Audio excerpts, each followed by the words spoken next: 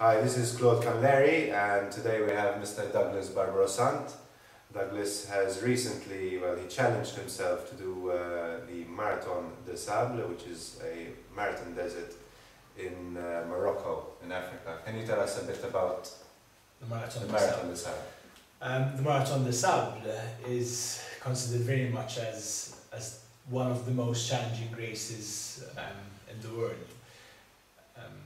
It's obviously in a desert, so the conditions make it much more difficult than running a normal marathon. However, what's really special about the Marathon des Sables is that you don't cover a normal full marathon distance. You cover 250 kilometers over a span of 7 days, and you have to be completely self-sufficient in terms of food, medical equipment, anything you need for 7 days sleeping out in the desert. What the organisers provide you with is water, and there's limited water because you're given an allocation of 9 litres of water a day, which might sound a lot, you know. I mean, on a daily basis, a normal lifestyle, 9 litres is more than enough.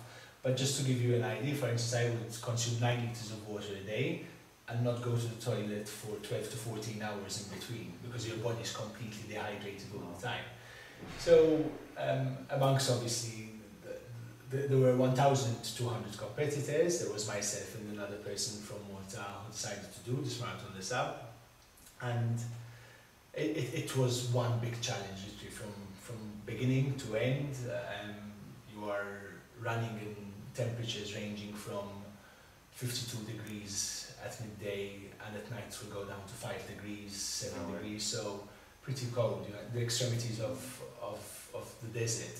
But obviously that means you have to cater for enough clothing to run through the desert during the day and at night, which basically we ran with a 13 to 15 kilo backpack on our backs. And the distances we covered on a daily basis ranged from 20 kilometers right up to 82 kilometers. 20 kilometers for a runner are probably very much saying 20 kilometers, no problem. That's what I thought, you know. When we initially enrolled, we said 20 kilometers should take us 2-3 hours max in the desert, but out there it doesn't take 2 to 3 hours. You forget the terrain, you forget the heat. The terrain must be completely different. The terrain, yes, I mean, it's like, you know, walking in that sand and everything. Can I ask you something? Because you said it's a 250 kilometer run. So I'm assuming that you've done some running before, and I also want to ask you preparation. What does it take? Does it take something physical? Does it take something mental to do something like this? When I say mental, I mean using your mind. No, of course, no. Yeah. I mean, obviously there's a lot of physical preparation involved, as in physical training, whereby Nathan and I, were the other person I ran with, were very lucky to get a slot last minute, because to get a running slot in Marathon des Sables, you have to apply 2 to 3 years in advance, so it's really not easy. And we got ours last November, and the race was in April, so we basically had 5 to 6 months to prepare us, where normally people would have a year or two, even 2, to get ready in shape. I mean, both of us had done several marathons. We both, I don't consider myself an athlete, but I can run, let's put it this way. And it took us 6 months, obviously, of really intense preparation, whereby we'd be covering a distance of 200 kilometers a week in terms of running. Our daily short runs would be 20 to 30 kilometer runs, whilst the longer runs on the weekend would range between 50 and 70 kilometers. So you're running at a stretch of 5 to 7 hours as a long run on the weekend. But obviously the physical preparation is really important. I think what is just as important is the mental preparation. I think if personally, for instance, I wouldn't have been able to complete the Marathon des Sables if I wasn't mentally prepared for this challenge. And when you say mentally prepared, but what is it? You like sit down somewhere and you tell yourself, okay, I'm going to do this, I'm going to do this. Yes, I think it's really focusing on your goal and not coming up with excuses at every hurdle. You know, I mean, if I had an injury, for instance, a month before we left, and I had gone to every possible medical expert which I knew, and they were telling me the same thing: forget doing it because you've got shin splint, it's never going to pass in time, you're not going to be able to run. And I could have chosen not to go, but I chose to go. I couldn't run most of it, so I walked where I couldn't run. And that is the mental aspect to it, I think. I mean, even in training, when you're running long hours, I mean, running 4 hours a day on a daily basis, work suffers, your family suffers, everything in your life takes a step back. So obviously you're putting a lot of more pressure on yourself. But if you have the goal and you're focused on what you want out of life, this is what I wanted to do. I was willing to put everything on hold for 6 months, get my body prepared for it, and ultimately my mind, because that was what took me through the 7 days. So you said, which was very interesting, so number 1 is preparation, and number 2 is your mind. You train really focus. Train your mind. And you've been mentioning a few times goals. So what was your main goal? Was it, obviously you want to finish the race, and would you have been upset with yourself if you didn't finish this race? Coming to the goals, our main goal for this Marathon des Sables wasn't personally, was obviously to finish it, but Nathan and I had decided to collect some funds to run for a charity. We've done it a lot in the past, both himself, myself, and together as well. And we set a target of raising around 50,000 euros, and we came really close to it, raised just over 45,000, and that was initially our goal. But obviously, simultaneously with that goal, you get a bit of pressure on you, because you've got people who have supported you financially, companies, sponsors, etc. And it's really difficult to turn back and tell them, listen, I didn't finish it. So that was a bit more pressure and a bit more reasoning for me to really finish this Marathon des Sables. I just wanted to complete it. So Douglas, I want to go back into this thing of the mind, okay? Because was there, at some stage, I'm sure you must have felt the physical pressure. I mean, I'm assuming that maybe you might have wanted to quit, maybe not, but is there a point when you're sort of, you come to a choice? I can either stop or I can really push forward. Is there a switch? That's what I'm trying to say. For sure. I think like anything else, any other situation in life, I mean, physically, as I said before, I can run, but I don't consider myself an athlete, and I would say a big chunk of the people who do participate in the Marathon des Sables are relatively good athletes.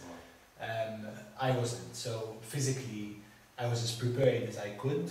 I pushed my body to my physical limits, but I found boundaries. Second day, I found that the boundary was called an erg, which is basically, I knew what dunes were, but I didn't know what ergs were until I got to this part of the desert in the Marathon des Sables, which are basically 1 kilometer in height dunes. They're called ergs, and you just look up and you say, how am I going to get to the top of it? Especially you're hot, you don't have enough food because you have to ration your food as well. You have to ration your water.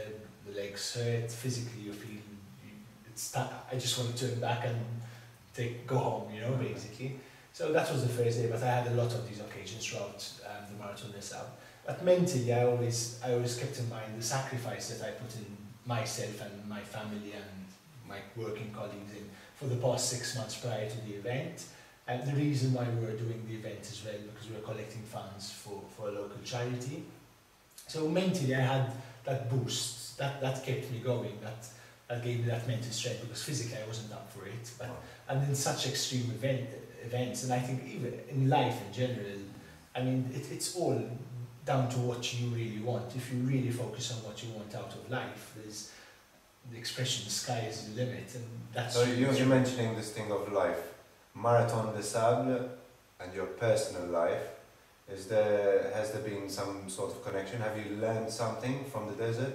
Yes, I mean, the desert taught me to respect it. I already had a lot of respect towards the desert before I got there, but I respect it even more. When I came back, people said, you should be really proud of your achievement, blah, blah. I don't see it as an achievement, and I don't consider it as an achievement. It's really given me, it's made me more humble in that respect, because I can really appreciate what it means to push my body to extreme physical limits, and to be able to lead my mind into new pastures, basically, where I thought I could never do this, it's taking me a step further. So today, when I'm going about my daily life, and I see an obstacle, and whether it's work, family, friends, anything I'm doing, I sit back, think, which is what I used to do a lot in the desert, Okay. and analyze the situation even more. I think about my goal, and if there's an obstacle, I can either go over it or around it. There's always a solution in life. If you really want something badly enough and you're focused enough on what you want, sometimes we come up with excuses. I don't have time for this, I don't have time for this, I can't do this, I can't do that. But ultimately, it means that what we're after isn't what we really want, or we don't want it bad enough. And this experience has taught me that if I really want something, anything in life, and I really want to go for it, then there's no excuse. No excuse. Oh, that's going to be very helpful, especially for the audience. I want to ask you. I'm going to tell you a few words, and just in one sentence, tell me what they mean to you. Fear. Fear to me is being in a position where I can't be there for my daughter as much as I want to be.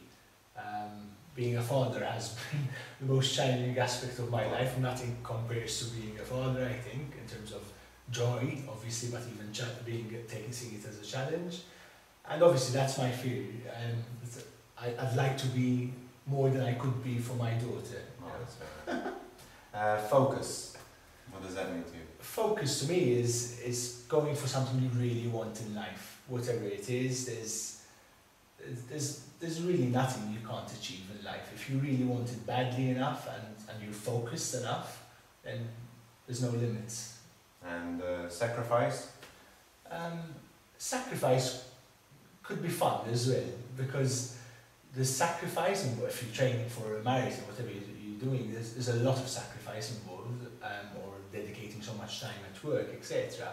But ultimately there's a lot of joy, there's satisfaction, and when you reach that satisfaction, that level of satisfaction, then the sacrifice is, you don't even think about the sacrifice, it's something which goes by. Awesome. It was part of your road to get to where you want to get to. So. And possibly the last question, if you had to share something with the Successlodge audience from your experience, and maybe your whole experience of life so far, what do you believe you could share today? For me, what I've learned, I'm 35 years today, and what life has taught me is to really treasure the people around you, the people who you really care for. Just keep them close to you. Never look back. Learn from every fall, just because you can get up and be stronger. And always, I mentioned the word focus a lot as well, always be focused on what you want out of life, what you want personally, and what you'd like to assist the people around you in achieving in their life, whether it's family, friends, working colleagues, just life in general. I think you go down the road and you can make such a difference to people around you. Smile at someone rather than just put your face down, head down and walk away, and you get a different reaction and you get a different kick to your day for sure. Thank you, Mr. B.Sant. It's been a Pleasure. pleasure. Thank you very much. Cheers.